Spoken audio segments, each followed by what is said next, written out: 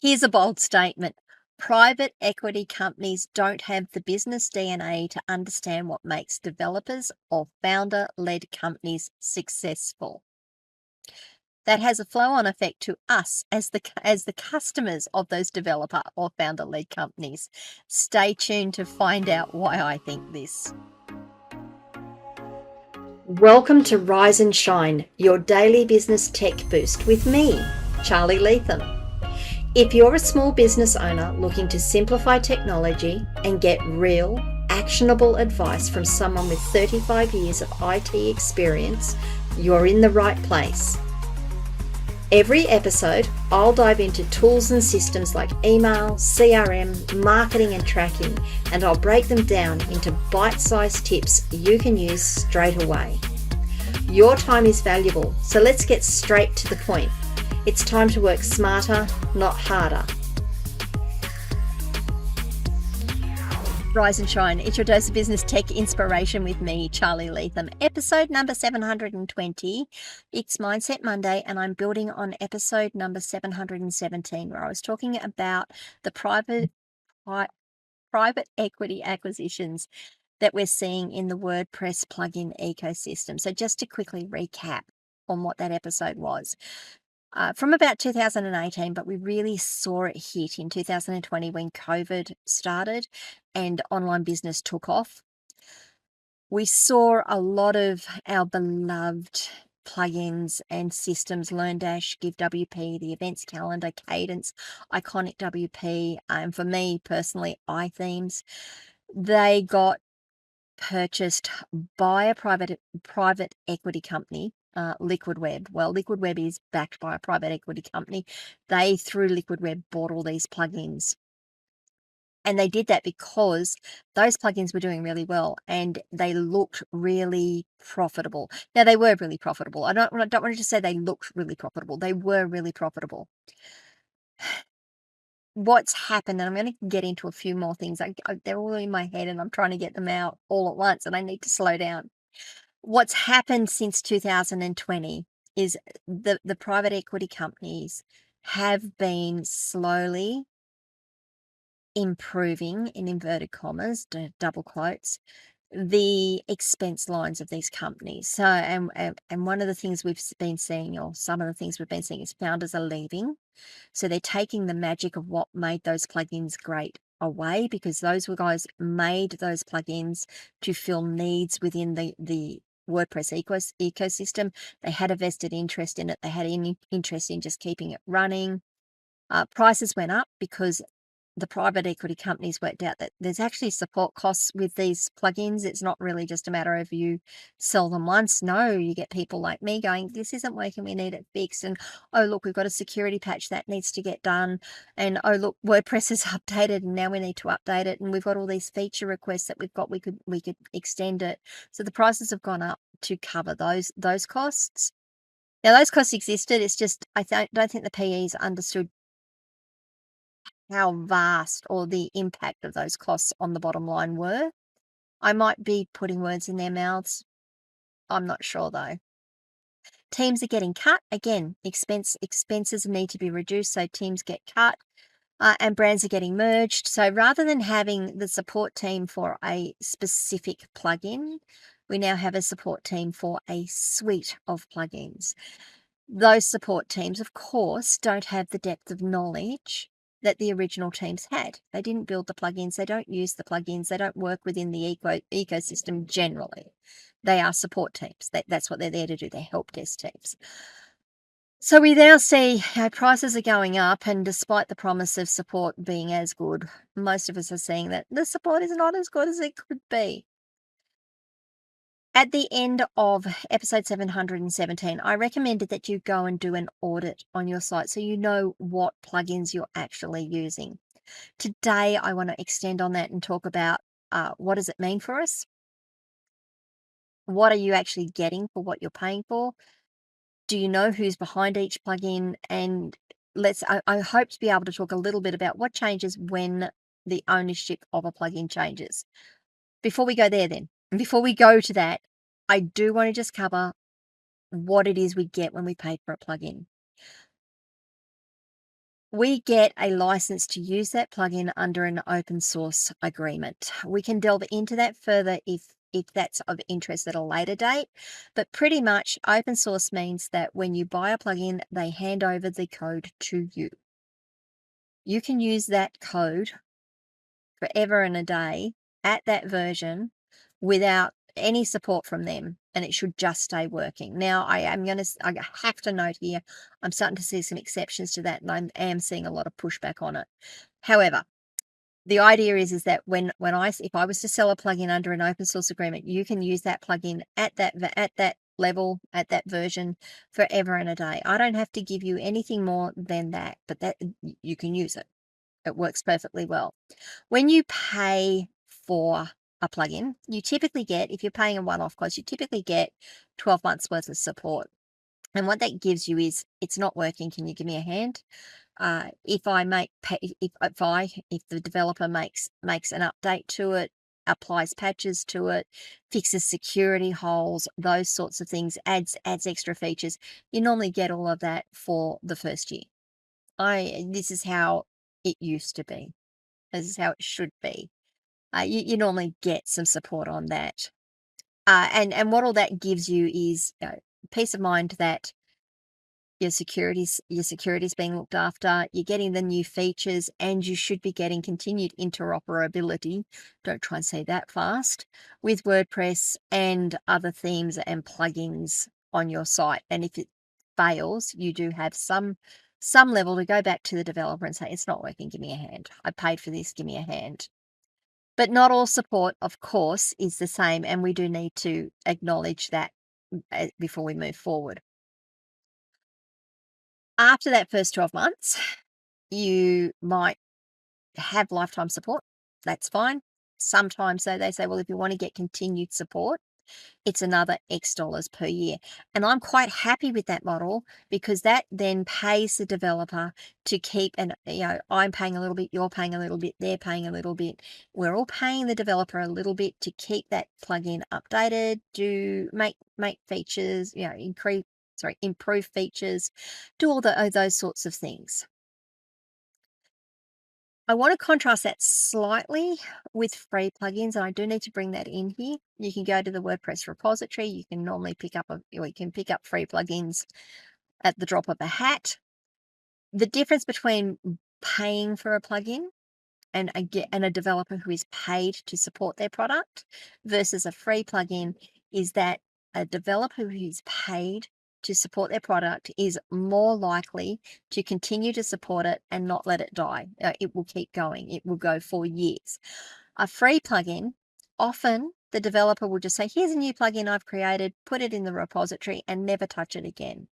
That means that as WordPress enhances itself and we get new versions of WordPress, the likelihood that that plugin is still using old libraries that will end up being deprecated or cancelled grows, and it will stop working eventually. We've got interoperability with other plugins because of the same reason. And then you've got the unpatched security holes. Not all of them have security holes. In fact, maybe very few of them have security holes. But if there is a security hole and it's a free plugin, you're at risk for that, because you'll have to find it and patch it yourself. They may not necessarily do that. So overall, that's giving you a bit of peace of mind. But companies can sell. Developer or founder-led companies can get an offer they can't refuse. And they go, yeah, sure, let's do this. And this is what we're seeing in these private equity acquisitions of plugins in the last few years. I do need to say that not every ownership change is bad. Often we end up with more resources and faster development and better support. Sometimes, though, and particularly when we're talking about private equity acquisitions, they are a beast of their own.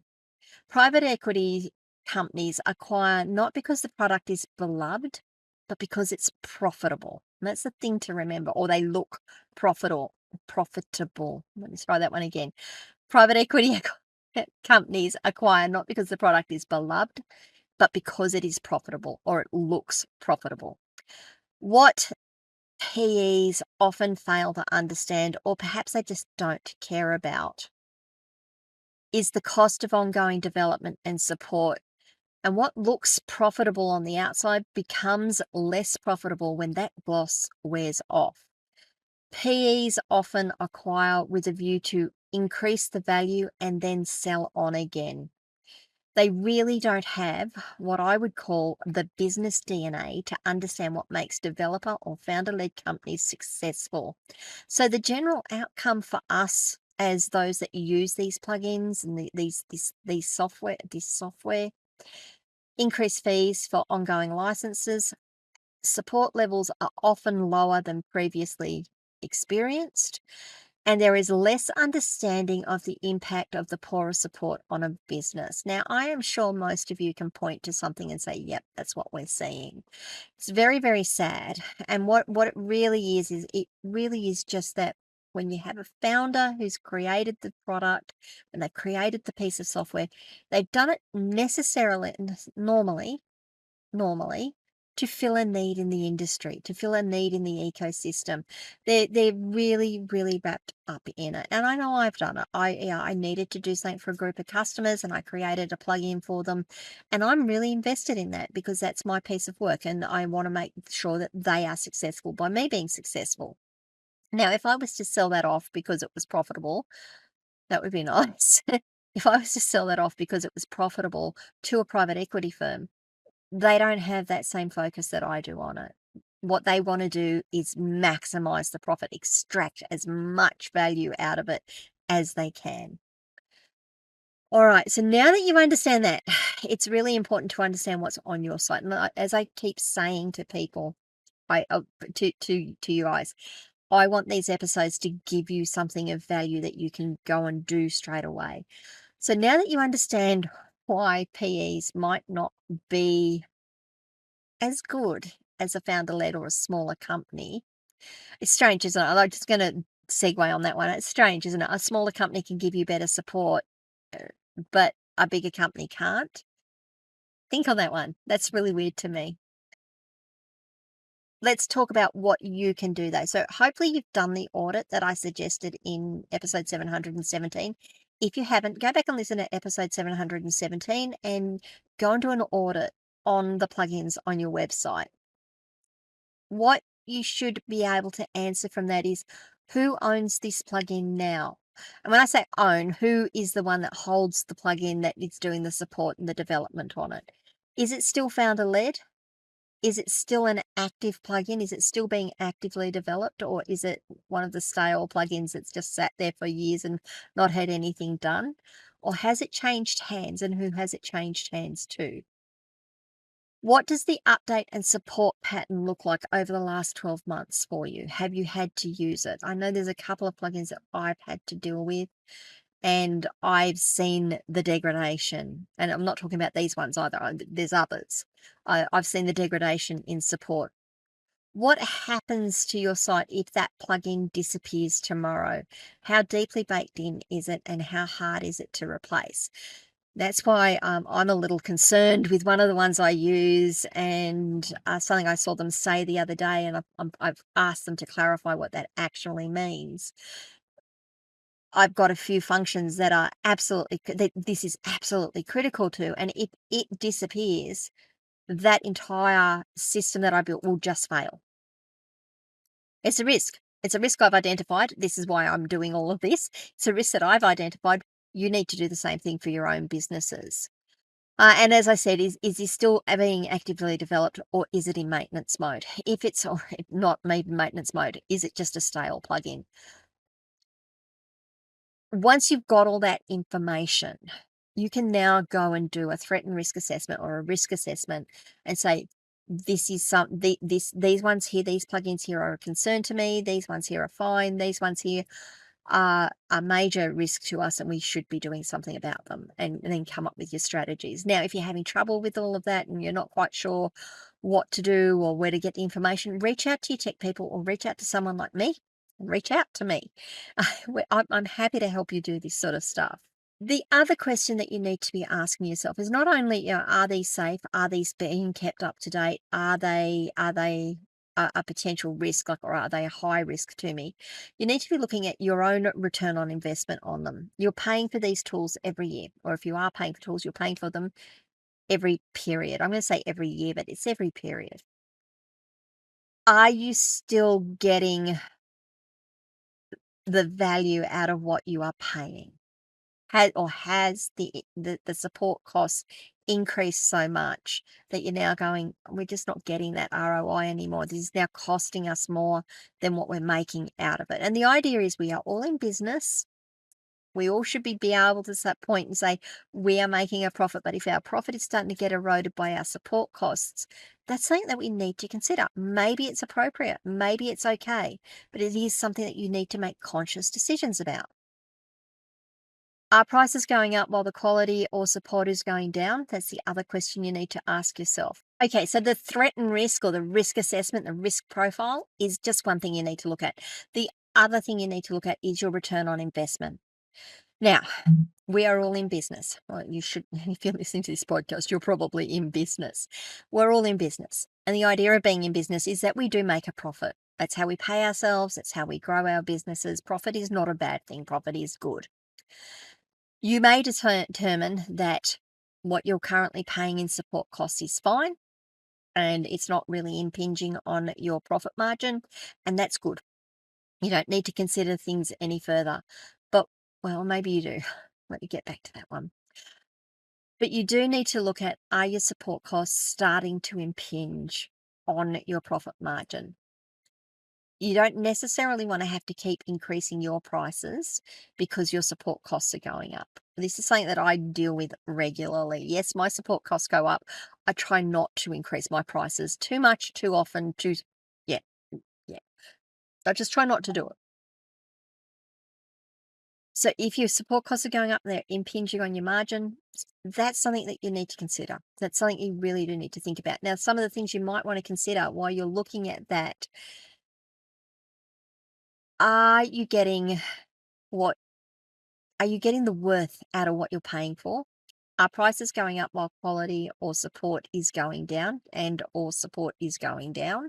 Have you noticed that you've had more problems with it recently than you have previously, and it's always like, oh yeah, we'll just do a patch? Or you've put in a ticket and said, look, this isn't working, and it's taken ages to get an answer, or the answer you get is a canned response, and you've then got to go through all of the little steps with them and say, listen, I've given you all of this information, I just need an answer. Yeah, yeah, I'm sure you will understand that one.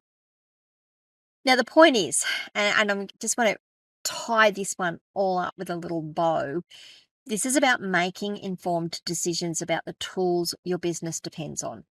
Now, the informed decisions in this case are, what's your security risk profile look like, or what does your risk profile look like in using these tools? And what does your ROI look like in using these tools? If either one of those appears off, that's an indication that you need to probably do something about it. Now, if you need help, if you're not sure where to start with this stuff, if you just need to talk through what's on your site, you can always reach out to me. I offer a free 30-minute breakthrough session. I was stuttering over that one terribly. You can use that 30 minutes and we can go through all of that stuff. I will give you as much value as I can in that 30 minutes. Go to askcharlyleetham.com, click on the bright pink button in the top right-hand corner, and that will book your session. If you have already had your breakthrough session, it's only one per person/company. If you've already had your breakthrough session and you still want to work with me, thank you so much. I would love to work with you. Reach out and we will work out which package looks best for you, how we can package it up to work best for you. Guys, I would love to know what you're thinking here. How have you felt? Have you seen the acquisitions occur, or have you not seen the acquisitions occur, but noticed that your support is going down or your pricing is going up and not quite understood why? I just love to understand where you are all at in the industry with it, and in your systems with that. So leave comments wherever you're watching or listening to this episode. If it was useful, if it was interesting, please give the episode a like and share it with a friend. That would help my reach immensely, and I do really appreciate every little thing you guys do in that respect. And of course, if you haven't already liked the channel, according to my stats, a lot of people watch the videos, but you're not subscribed to the channel. So please do subscribe to the channel and ring the notification bell so you find out when I drop more content. That's it for today, guys. I will see you on Wednesday for Walkthrough Wednesday. In the meantime, have a great and profitable week. Bye. Hey there, thanks so much for tuning in to Rise and Shine, your daily business tech boost. I hope today's episode gave you some actionable insights that will make your business tech work smarter for you. If you found value, be sure to subscribe, leave a review, and share it with other small business owners who could use a daily boost. For more tips, tools, and resources, visit www.askcharlyleetham.com. Until next time, keep rising, keep shining, and let's make tech simple together.